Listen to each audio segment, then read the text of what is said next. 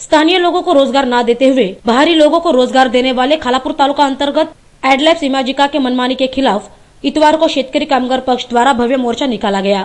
इस मोर्चा में शेतकरी कामगार पक्ष के कार्यकर्ता तथा स्थानीय नागरिक बड़ी संख्या में शामिल हुए थे। असं हे शेतकरी सांगडे गावचे हे शेतकरी लक्ष्मण पाटील यांच्या जमिनीवरती इमेजिका एडलॅब्सनी अनधिकृतरित्या कब्जा केला होता, ज्याच्यामुळे शेतकऱ्यांच्या या प्रश्नाला वाचा फुटली आहे। आता माझ्या बरोबर आहेत मोहन पाटील।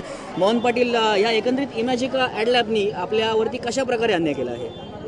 कुठलीही कल्पना न देताना या कंपनीचा जो मुजोरपणा आहे त्याने जमिनीमध्ये अतिक्रमण केला आमच्या, आणि आम्हाला कुठलीही गोष्ट न विचारता काही न करताना ते आमच्यावर अन्याय करतात।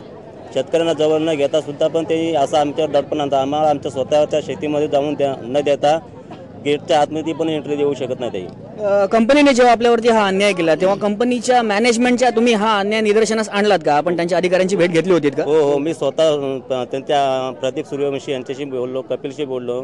ते बोलतात ते सांगितलं का तुमची जमिनीची आम्हाला काही आवश्यकता नाही।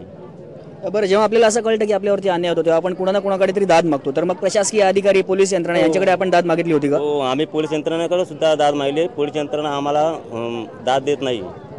आज एक शेतकरी म्हणून तुमच्या पाठीमागे शेतकरी कामगार पक्ष उभा राहिलेला आहे। थोड्याच वेळात एक आपण भव्य असा मोर्चा काढतोय, तर या शेतकरी कामगार पक्षाच्या भूमिकेबद्दल तुम्हाला काय वाटतं? आनंद आहे आम्हाला। शेतकरी कामगार पक्ष आमच्या शेतकऱ्यांच्या पाठीशी उभा आहे। आम्हाला खूप आनंद आहे आणि आम्हाला त्यातून आम्हाला न्याय मिळेल एवढीच आमची इच्छा आहे।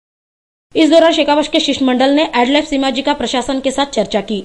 इस अवसर पर माननीय विवेक पाटिल, विधायक धैर्यशील पाटिल, विधायक पंडित पाटिल, शेखावश के जिला सचिव बालाराम पाटिल, महेंद्र थोरवे, रायगढ़ जिला उपाध्यक्ष अरविंद म्हात्रे, अर्थ एवं निर्माण सभापति चित्रा पाटिल, कार्यालयीन सचिव अनंतराव देशमुख, प्रिया मुकादम आदि ने एचआर के वाइस प्रेसिडेंट राजेश धागतोड़े तथा एडमिनिस्ट्रेटर डिपार्टमेंट के कर्नल सिंह आदि के साथ चर्चा की। शेखावश का विशाल मोर्चा देख हरकत में आए एडलैब्स प्रशासन ने सभी मांगे पूरे करने में हामी भरी है।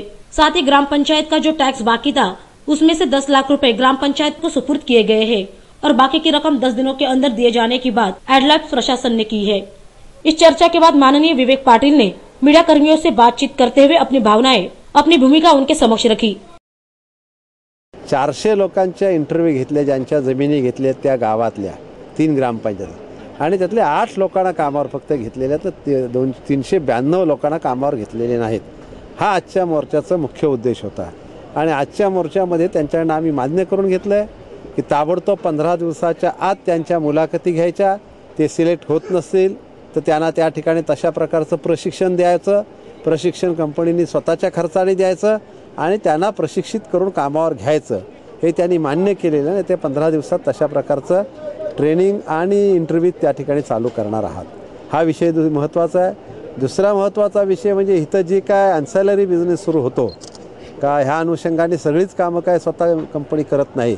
काही कंपनी ते आउटसोर्सिंग केली जातात।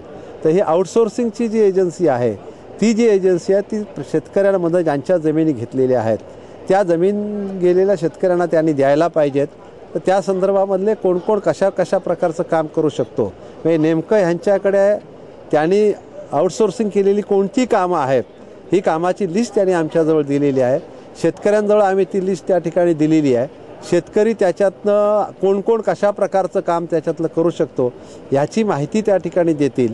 आणि तिथे एक कंपनीच्या वतीने एक अधिकाऱ्यांची नेमणूक त्यांनी केलेली आहे का हे लोक त्या अधिकाऱ्यांशी जाऊन चर्चा करतील आणि ही कामं त्या ठिकाणी मिळवण्याचा प्रयत्न करतील।